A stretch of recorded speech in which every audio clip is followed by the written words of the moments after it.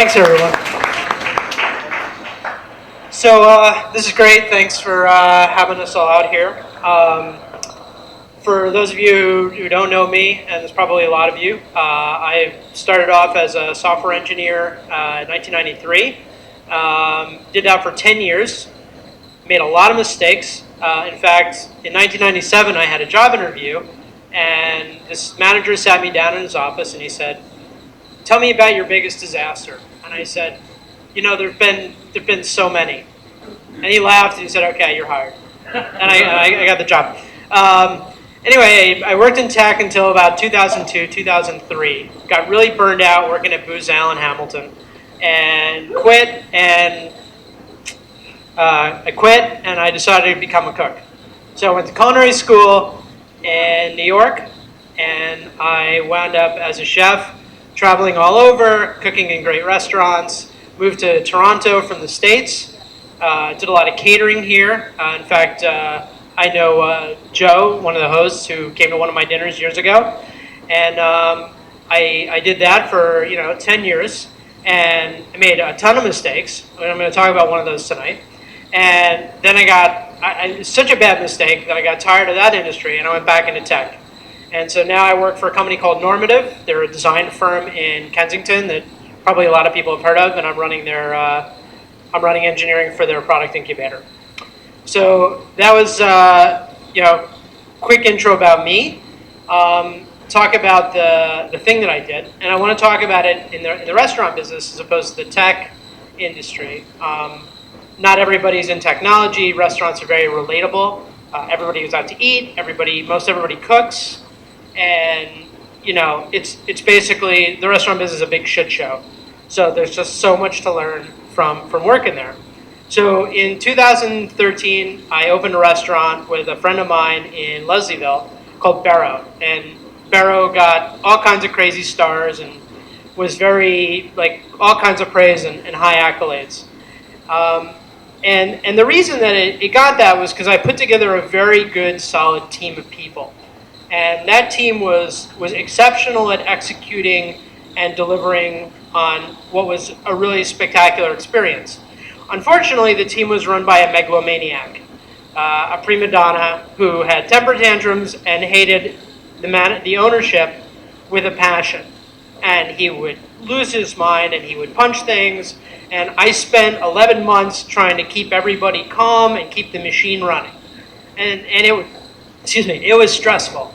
It was crazy. And this guy was like 6'4", and he was big, and his hands were the size of my head.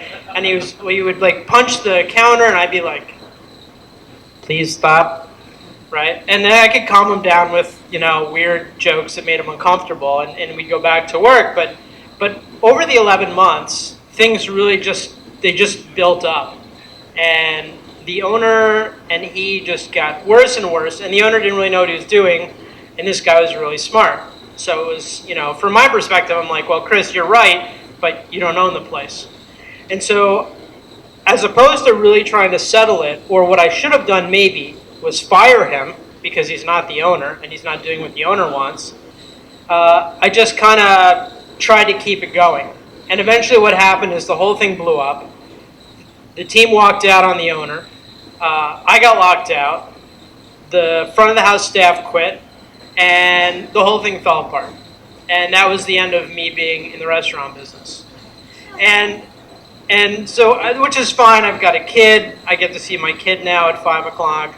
But it wasn't necessarily just that I broke the no asshole rule, which is pretty self-explanatory, right? You don't want assholes working for you no matter how good they are. But I think there's a balance to be found between doing the effective thing and doing the right thing. And when you start a company, and I've started a few, you're really more in effective mode. But at some point, you kind of have to switch to the right mode, and that's part of growth. And if you don't recognize that, or if you get hooked on 4-star reviews like I did, you sometimes can become a little bit myopic to those sorts of things, and then bad stuff happens, and then everything blows up. Uber's probably another example of those sorts of things. Not that I'm comparing myself to Travis, but if you want to, you can feel free to do that. So anyway, that was sort of, I've had so many disasters that I couldn't really think of a good one. I wanted to talk about 3, but I only had 5 minutes. So this one seemed to be kind of fun and entertaining, and I would say that for me was a big turning point in sort of learning how to sort of grow a company a little bit more effectively and not just try and run something at 1,000,000 miles an hour. That's it. Thanks. And apparently we're taking questions. Again, a couple minutes for questions. When did you see the end coming? When there was a lock on the door. Oh, that was that. Well, actually, it was 2 days before that when I was fighting with the owner about the fact that the chef didn't get his bonus. He missed it by 30 cents, and the owner was eating for free and changing the food costs and that sort of stuff.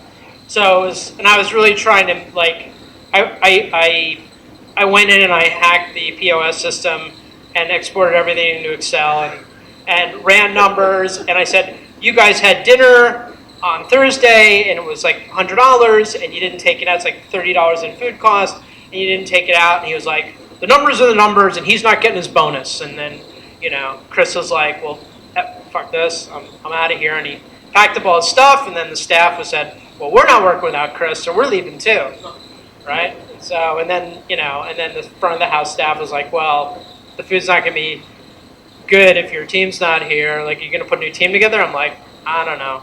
And they're like, we're out of here. So, yeah, it was not a great ending to what maybe wasn't necessarily going to be, had it been different, it may not have been as good, but it may have been a longer lasting process and an actual business as opposed to more of a toy, which I think is, that's sort of like, it's a toy in the beginning, and then you got to go, hey, we got to make money. We got to actually operate this thing like a machine, not like, a nursery school, which is what it was.